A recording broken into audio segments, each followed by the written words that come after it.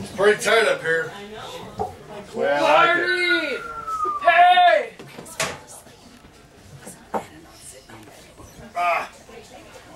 Fucking A.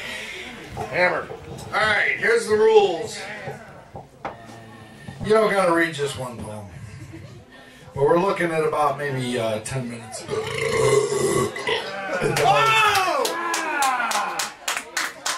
Maybe about 10 minutes at the most. So, you know, figure that yourself. Figure it out.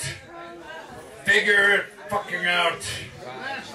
Okay, Take those so goddamn things with you! along the same lines that we were going upon, God damn this guy. you know, we went through this fucking shit and then we found a boat. Hey, if you're gonna keep on blocking it. And that boat was sitting on the fucking asphalt, and then we got into the boat that we built. And then the wind caught that boat, and we were pretty sure that the wind that caught the boat was the wind that we made ourselves. But it didn't matter because we built the boat. So what happened was, after a while, Eric Alleman came up to the stage. And then the boat. He was one of the guys that helped build the boat. Helped build the boat out of spit. Spit and beeswax. And pubic hair. And skin flakes from the crotch around our scrotum, where the boat began. So there we came. And ladies and gentlemen, I give to you a good friend of mine, father of my goddaughter, Eric Alleman, ladies and gentlemen.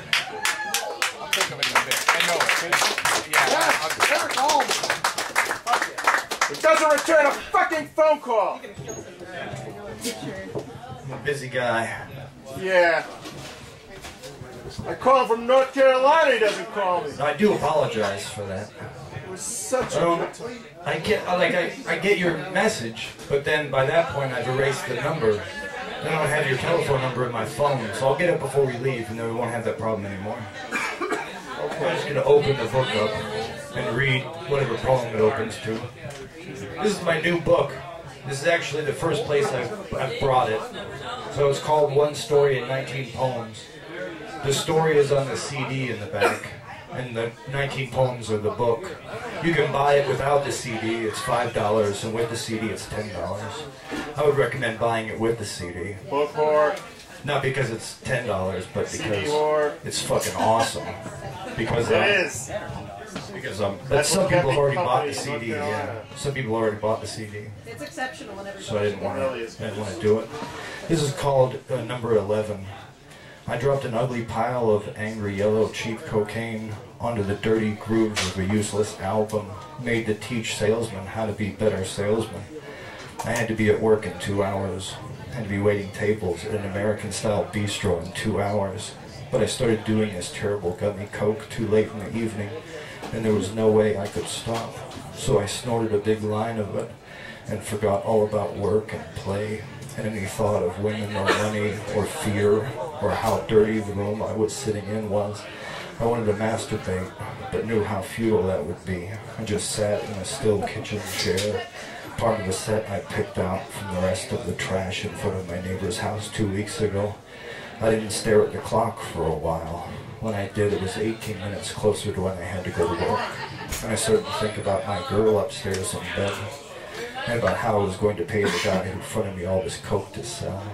I started to think if I had anything left to sell. I didn't. I dumped another pile of the ugly, yellow, clumpy, cheap cocaine onto the dirty grooves of the useless album made to teach salesmen how to be better salesmen.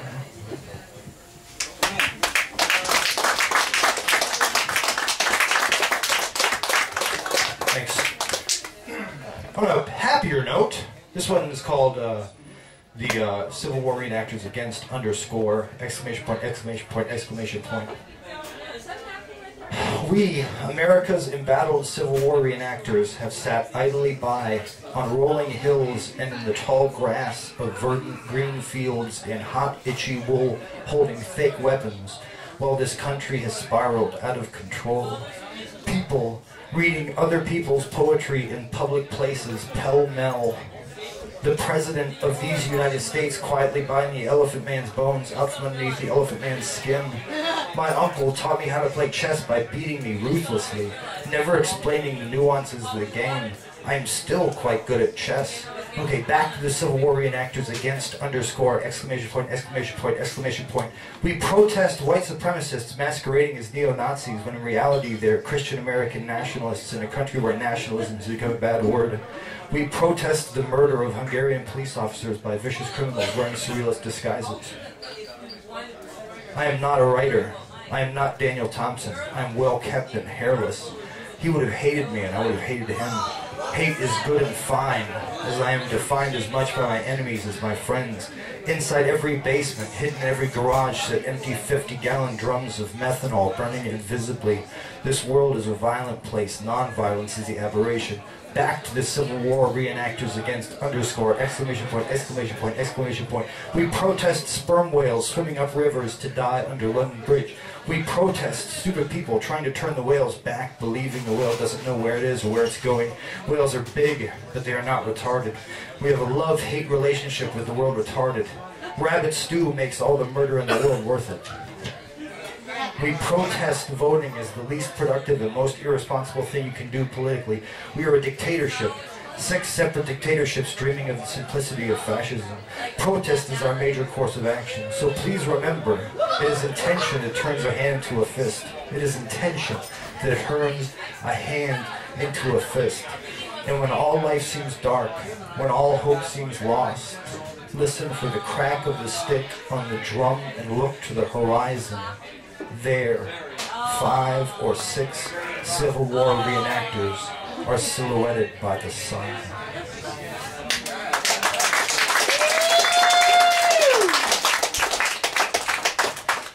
Thanks. We'll do one more. Totally chilling.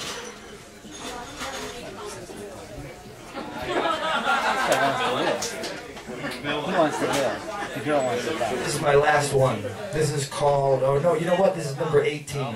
They're both dying. It was, It was a stand-up comedy. Yeah. he was always so sad. Every time I saw him, he looked so much younger than the time before. His olive skin had a purplish hue under his big, sad, sorrow-filled eyes. If he hadn't ever put pen to paper and pen to pen, he still would have been a poet.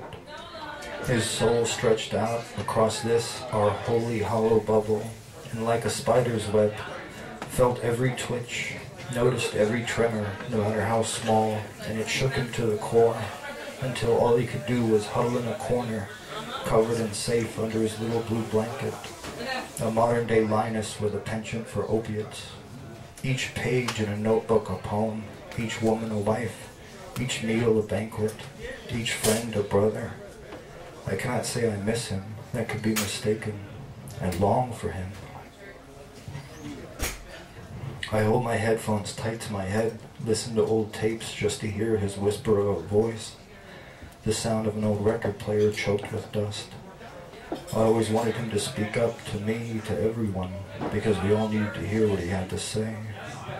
Now I just wish I could hear him speak. Where are you, brother? I'm on my porch, fielding a single candle to light your way back to me. My name is Eric Alleman. Thank you very much.